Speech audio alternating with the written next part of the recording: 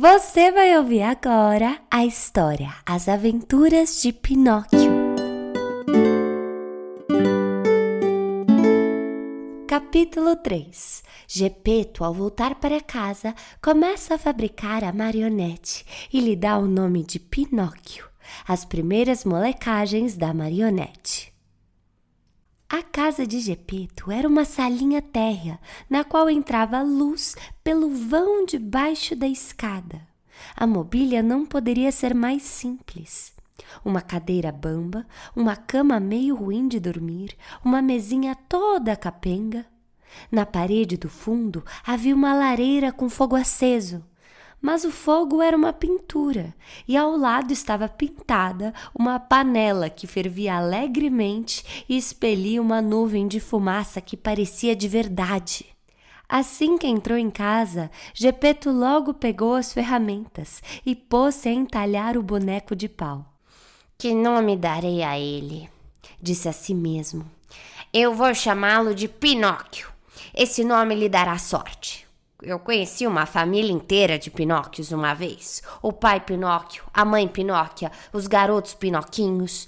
Todos estavam muito bem de vida. O mais rico deles pedia esmola. Definido o nome de sua marionete, começou a trabalhar duro e imediatamente fez o cabelo, depois a fronte e então os olhos. Imaginem seu espanto quando percebeu que os olhos se mexiam e olhavam diretamente para ele. Gepeto, ao ser encarado por aqueles dois olhos de madeira, ficou um tanto ofendido e perguntou: Olhões de madeira, por que me olham assim? Ninguém respondeu. Então, depois dos olhos, fez o nariz. Nem bem terminado, o nariz começou a crescer, e cresceu, e cresceu, e cresceu. Em poucos minutos já era um narigão que não terminava nunca. O pobre Gepeto se matava de entalhá-lo de novo, mas quanto mais o debastava e o cortava, mais comprido ficava o nariz impertinente. Depois do nariz, fez a boca. A boca ainda não estava finalizada quando começou a rir e a provocar. Pare de rir! Irritou-se Gepeto, mas foi como se falasse com as paredes. Pare de rir, eu repito! Gritou então com voz ameaçadora. A boca parou de rir, mas mostrou a língua. Gepeto, para não perder a paciência, fingiu não ter visto e continuou a trabalhar. Depois da boca, fez o queixo, depois o pescoço, as costas, a barriga, os braços e as mãos.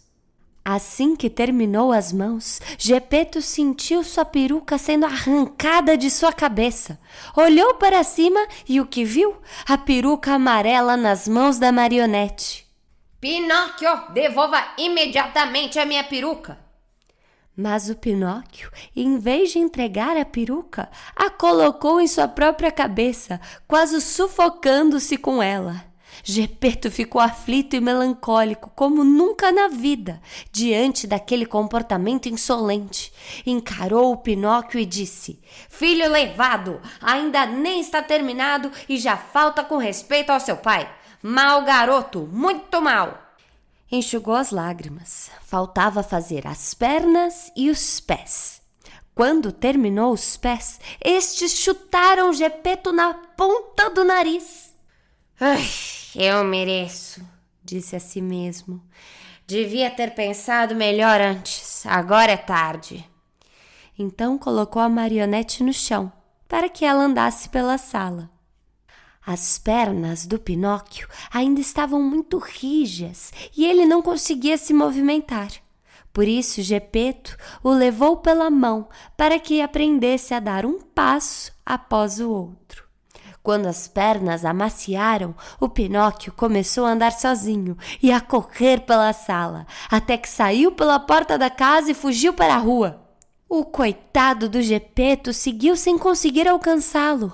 O malandrinho do Pinóquio pulava como um coelho. Seus pés de madeira batiam no pavimento e faziam um estrépito como se 20 pares de tamanco pisassem ao mesmo tempo.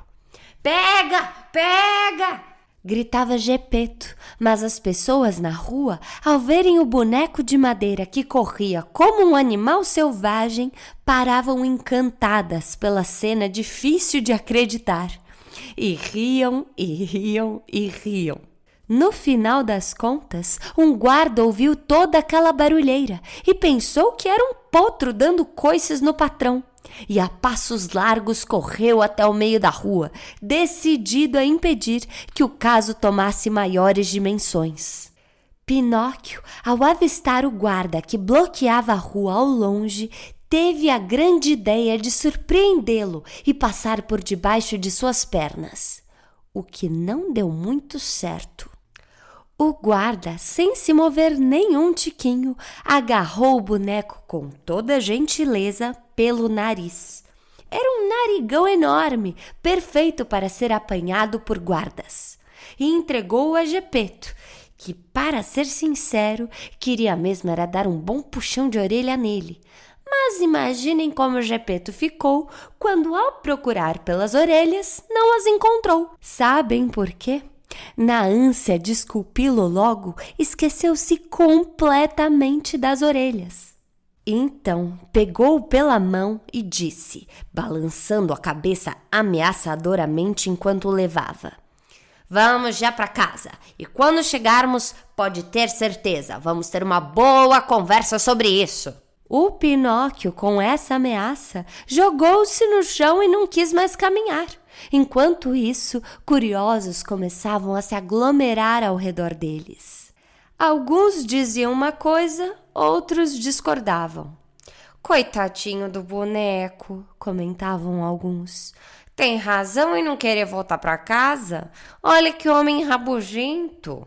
Enquanto outros acrescentavam com maldade: "Aquele Gepeto parece um cavalheiro, mas é um verdadeiro tirano com os garotos." No final das contas, tanto falaram e tanto fizeram que o guarda libertou o Pinóquio e levou preso o pobre homem, que naquele exato momento não tinha argumentos para se defender. Chorava como um bezerrinho e, a caminho da cadeia, murmurava soluçando: "Que filho danado! E pensar que eu penei tanto para construir uma marionete bonitinha. Mas eu tenho que engolir essa. Eu devia ter pensado melhor antes." O que aconteceu depois é uma história tão estranha que é quase impossível de se imaginar. Mas eu vou contar tudo nos próximos capítulos.